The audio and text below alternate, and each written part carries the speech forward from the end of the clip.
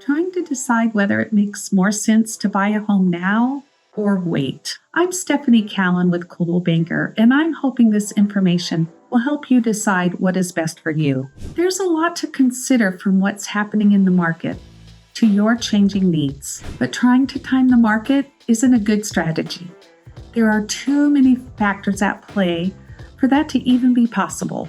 That's why experts usually say time in the market is better than timing the market. In other words, if you want to buy a home and you're able to make the numbers work, doing it sooner rather than later is usually worth it. Here's what bank rates say. No matter which way the real estate market is leaning, though, buying now means you can start building equity immediately. Here's some data to break this down so you can really see the benefit of buying now versus later. But what does that really mean to you? To give these numbers context, let's look at a graph that uses a typical home value to show how it could appreciate over the next few years using those HPES projections. This is what you could start to earn in equity if you buy a home in early 2025.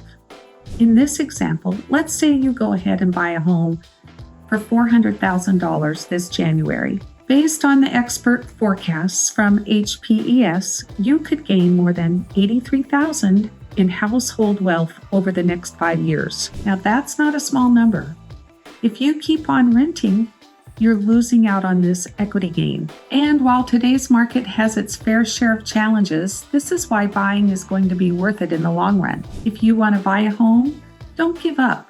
There are creative ways we can make your purchase possible. So sure, you could wait, but if you're just waiting it out to perfectly time the market, this is what you're missing out on. And that decision is up to you.